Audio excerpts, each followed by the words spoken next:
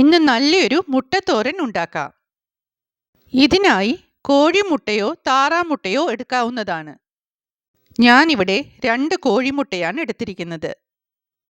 ഈ മുട്ടത്തോരനോടൊപ്പം ഒരു ചമ്മന്തി കൂടി ഉണ്ടെങ്കിൽ നല്ലതുപോലെ ഊണ് കഴിക്കാം. ഇവിടെ എരിവിനായി പച്ചമുളക് മാത്രമേ എടുക്കുന്നുള്ളൂ. സാധാരണ തോരൻ ആവശ്യമായ ഇൻഗ്രീഡിയൻസ് മാത്രമേ ഇതിനും ആവശ്യമുള്ളൂ.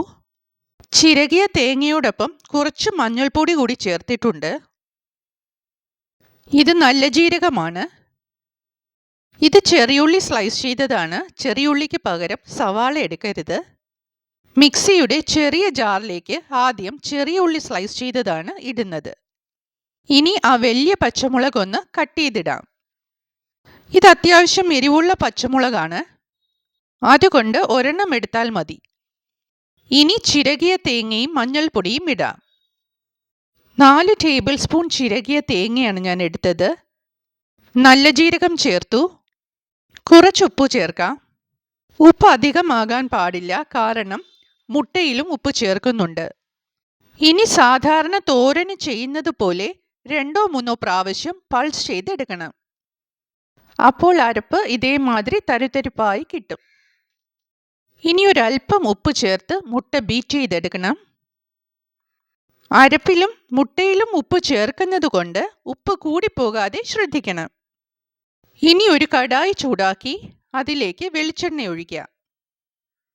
വെളിച്ചെണ്ണ ചൂടായി കഴിഞ്ഞ് അതിലേക്ക് കടുകിടാം.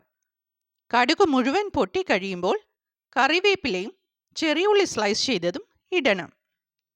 ഇനി അത് കരിഞ്ഞു പോകാതെ മൂപ്പിച്ചെടുക്കണം. വെറുതെ വഴറ്റിയാൽ മാത്രം പോരാ, ചെറിയ ഒരു കളർ ചേഞ്ച് ഒക്കെ വരണം.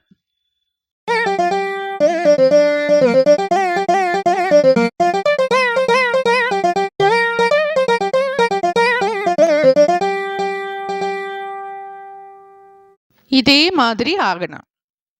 ഇനി ഫ്ലെയിം ഒന്ന് കുറച്ച് വെച്ചിട്ട് തയ്യാറാക്കി വെച്ചിരിക്കുന്ന അരപ്പ് അതിലേക്ക് ചേർക്കണം. അരപ്പിൻ്റെ റോ ടേസ്റ്റ് പോകുന്നത് വരെ ഒന്ന് വഴറ്റണം.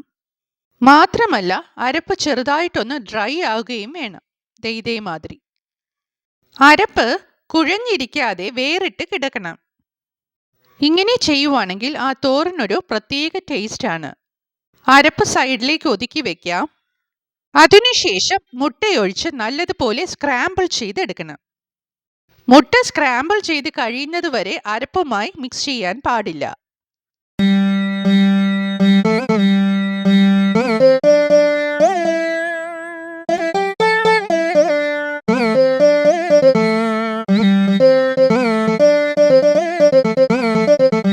ഇനി അരപ്പും മുട്ടയും ചേർത്ത് നല്ലതുപോലെ മിക്സ് ചെയ്തെടുക്കണം.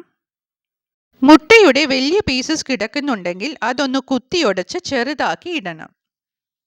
നമുക്ക് വേണ്ടത് തോരനാണല്ലോ, അപ്പോൾ അതിൻ്റെതായ ലുക്കൊക്കെ വേണം.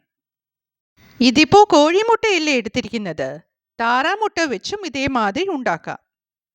ഇതിലേക്ക് വേറെ ഒന്നും ചേർക്കരുത്. ഇത് വളരെ ടേസ്റ്റി ആയിട്ടുള്ള ഒരു സിമ്പിൾ മുട്ടത്തോരനാണ്. ലഞ്ച് ബോക്സിൽ കൊടുത്തു വിടാൻ ഏറ്റവും നല്ലതാണ് ഈ ഒരു കോമ്പിനേഷൻ. ഏതാണെന്നറിയോ? ചോറും ചമ്മന്തിയും മുട്ടത്തോരനും. കുറച്ച് മടിയൊക്കെയുള്ള ദിവസങ്ങളിൽ ഇതേമാതിരി പെട്ടെന്ന് ഉണ്ടാക്കിയെടുക്കാവുന്നതാണ് ഈ മുട്ടത്തോരൻ. ഉണക്കമീൻ ഇഷ്ടമുള്ളവർക്ക് അതും കൂടി ചേർക്കാം, നല്ല ഉഷാറായിരിക്കും. കടുമാങ്ങ പിക്കിൾ ഇഷ്ടമുള്ളവർക്ക് അതും ഇതിനോടൊപ്പം കഴിക്കാം. ഇവിടെ ഞാൻ കുറേ കോമ്പിനേഷൻസ് ഒക്കെ പറഞ്ഞിട്ടുണ്ട്. മുട്ടത്തോരൻ റെഡിയായി കഴിഞ്ഞു. നിങ്ങൾക്ക് ഈ വീഡിയോ ഇഷ്ടമായിട്ടുണ്ടെങ്കിൽ ലൈക്ക് ചെയ്ത് സബ്സ്ക്രൈബ് ചെയ്ത് ഷെയർ ചെയ്ത് സപ്പോർട്ട് ചെയ്യണം കേട്ടോ.